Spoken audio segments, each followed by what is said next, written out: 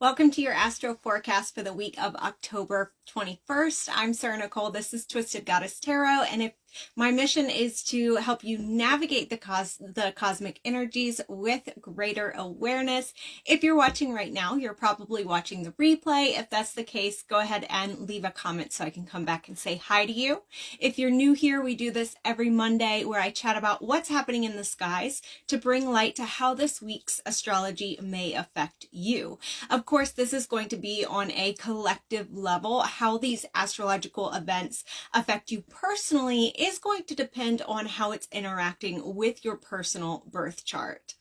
So starting off this week on Tuesday, October 27th, we have the sun moving into Scorpio. And when the sun moves into Scorpio, we celebrate Scorpio season and we welcome in Scorpio season.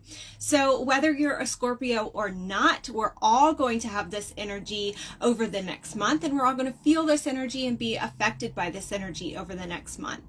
So Scorpio, let's talk a little bit about Scorpio so you know what kind of energy we're going to be experiencing. So Scorpio is ruled by Pluto in modern astrology, the planetary body of transformation and personal power. Scorpio is represented by the scorpion, embodying instinct and cunningness. And in tarot, Scorpio is represented by the death card, reminding you of your regenerative abilities, right? Your regenerative power. Scorpio is heavily related to transformation, the ability to shed your skin, right? And create a new skin whenever you need to. So as the sun moves into the constellation of Scorpio, you may feel a call to draw your energy inward, to protect your energy more, because Scorpio is the natural ruler of the 8th house, and the 8th house in astrology affects our shared resources. So when we think of resources, a lot of times we think about money, but resources is not just money, right? So resources include our finances, our time, and our energy, right? And how we choose to spend those things, right? We call it spending time with somebody, or we call it spending energy, because those are actually resources that we spend just like our finances. So protecting that energy a little bit more, getting a little bit more conscious about your energy exchange. What am I giving out? What am I bringing in? And you may have feel a call to focus on understanding yourself more, the inner you, and also focusing on understanding your emotions more fully as well. Scorpio is a water sign, right? So it is very much a feeling sign, an emotional sign, but Scorpio is different. Whereas Cancer, I always think of the moon, right? I think of the moon, with Cancer ruled by the moon, I always think of the ocean. So the 3 water signs are Cancer, Scorpio, and Pisces. And for Cancer, I always think of the ocean, right? It is this massive amount of water. So it's a massive amount of feeling energy as well. And it's powerful, right? It's controlling the ocean and the tides, and all of that is so powerful, and it's influenced by the moon. The tides are directly influenced by the moon. So I think of the ocean when I think of Cancer. When I think of Pisces, I think of a river. Because Pisces is represented by the 2 fish. So it's about this duality, right? And it's also about learning. Think about a fish, salmon, when they go to lay their eggs, sometimes they will, they will swim upriver when they have to, but most of the time, right? So Pisces it's that double body. They can swim upriver if they want to, but when they don't have to, it is smarter, it is more intuitive to go with the flow of the river. Okay, so Pisces, I think of a river. Scorpio is a different water sign though. When I think of Scorpio, I think of an iceberg. Still made of water, right? Albeit frozen water, still made of water, but what you see on the surface is a small, tiny percentage of what is actually going on underneath. And so Scorpio is very much a feeling sign, but they can limit how much they show you, or Scorpio energy can limit how much of that water they show you, how much feeling energy they show you. Can keep kind of calm and collected on the outside, but be having this rumbling or this great power on the inside.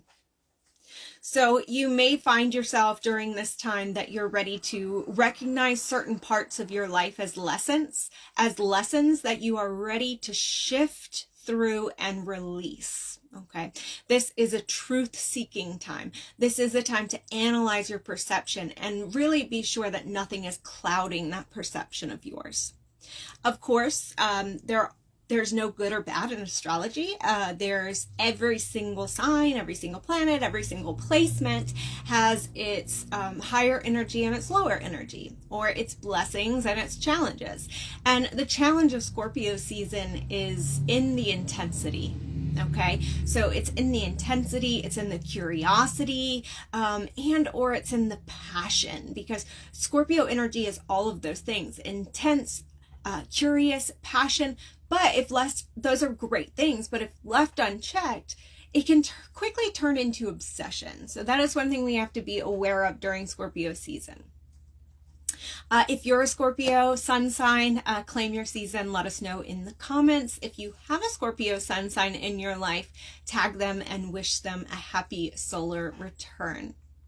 Next this week, we have on Thursday, October 24th, we're going to be having our last quarter moon of this month, and it's going to be happening at 1 degree Leo. And this is going to be happening on Thursday at 4:03 a.m. Eastern Standard Time. So if you do any release work with the last quarter moon, which is what I suggest, you could certainly do that on Thursday, but you could do it on Wednesday, October 23rd as well, since it's going to be the wee hours of the morning that we're having that last quarter moon. So the last quarter moon occurs when the sun creates a challenging square aspect to the waning moon, while the energy of the moon is releasing, while the light of the moon is releasing.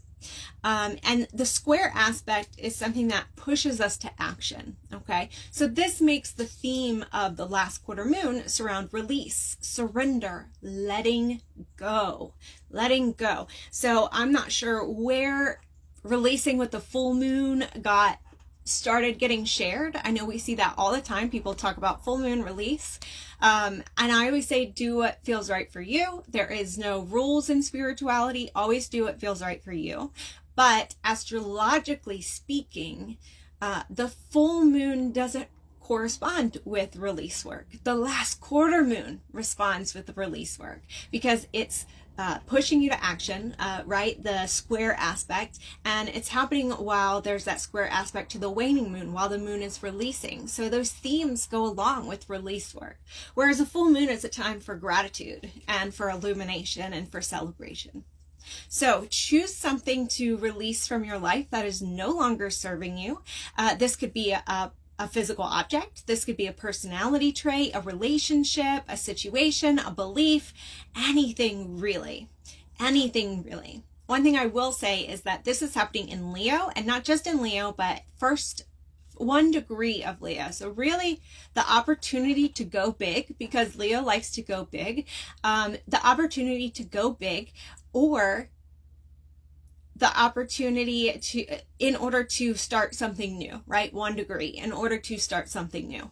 And so, choose something to release. If you like to have a ritual attached to your release work, you can write what you are releasing on a leaf or a piece of paper and release it into a burn bowl. Burn it, right? Because this last quarter moon is happening in a fire sign. So I always like to do my release ritual on the last quarter moon, based on what element the last quarter moon is in. So since it's in Leo, fire sign, a burn bowl. If it would be in a water sign, I would release it into a body of water. If it would be an air sign, I would release it into the wind or use my breath.